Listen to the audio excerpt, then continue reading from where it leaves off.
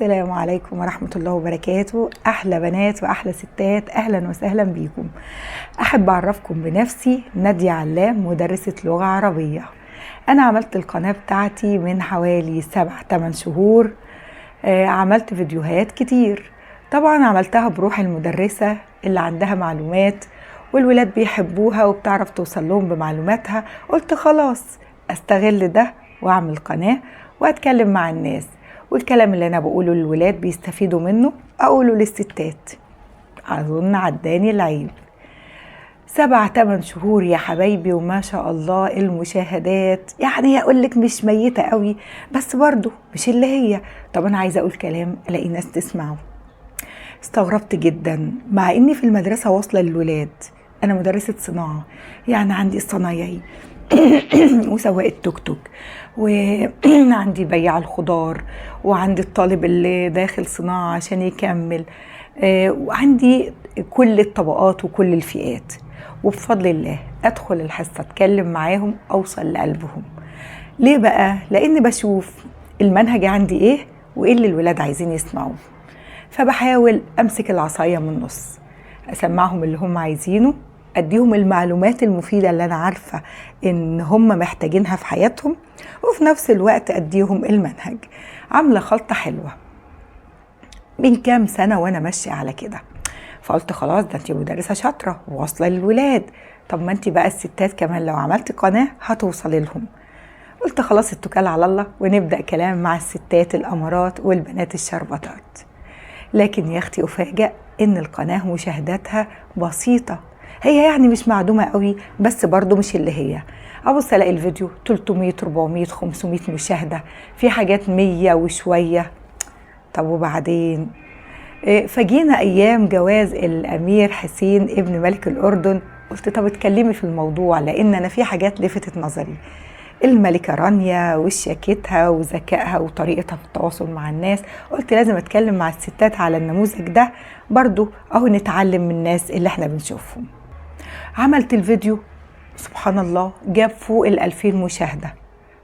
طب قلت ايه الموضوع؟ الستات عايزة المواضيع البسيطة، خلاص نعمل المواضيع البسيطة واحط جواها الايه، النصايح او المعلومات او الكلام اللي انا عايزة اكلم الستات عنه.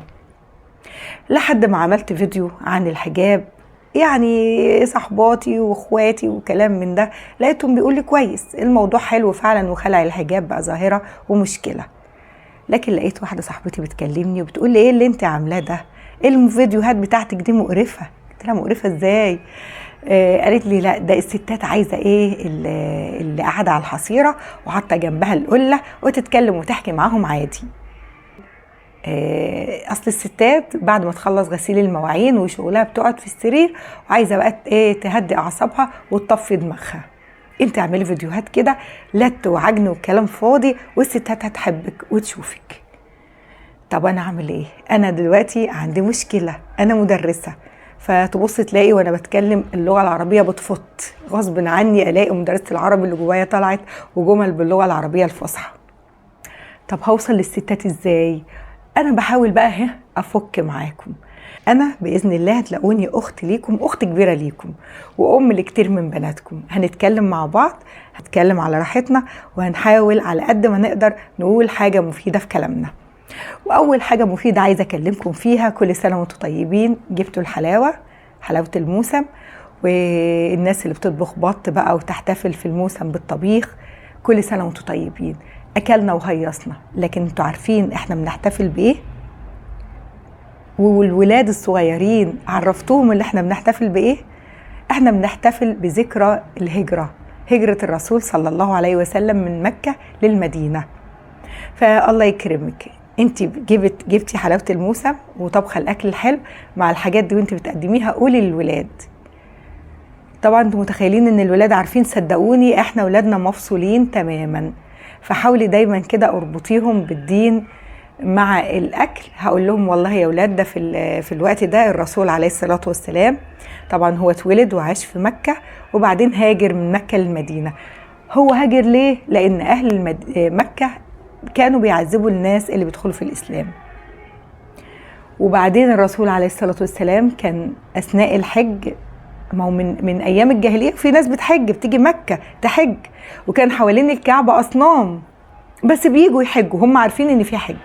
فكان مجموعه من اهل المدينه جايين يحجوا، فالرسول عليه الصلاه والسلام عرض عليهم وقال لهم والله انا رسول الله وعايز اجي عندكم. وفعلا عدد من الناس اسلم بيعة العقبه، وقرروا خلاص انهم الرسول عليه الصلاه والسلام لما يجي عندهم هيحموه، واتفقوا معاه. فبدأ المسلمين واحد واحد يهاجر كده في السر. وانتوا عارفين طبعا الرسول عليه الصلاه والسلام هاجر هو وصديقه ابو بكر في الرحله اللي احنا عارفينها. ولما اختبأوا في الغار وحاول الكفار يوصلوا للغار، فاحنا عارفين بقى القصه ان كان في عنكبوت عشش على الغار والحمامتين، والناس كانوا واقفين. الرسول عليه الصلاه والسلام شايف رجلين الكفار لكن هم مش شايفينه جوه الغار، لحد ما خلاص الكفار رجعوا، والرسول عليه الصلاه والسلام هو وابو بكر كملوا الرحله بتاعتهم، وصلوا المدينه. واهل المدينه قابلوهم بايه بقى؟ زي ما احنا عارفين، قابلوهم بالاناشيد: طلع البدر علينا من ثنيات الوداع، وجب الشكر علينا ما دعا لله داع. وهي دي المناسبة اللي احنا بنحتفل بيها، وان شاء الله هتقابل معاكم في موضوع تاني يهمنا. والسلام عليكم ورحمة الله وبركاته.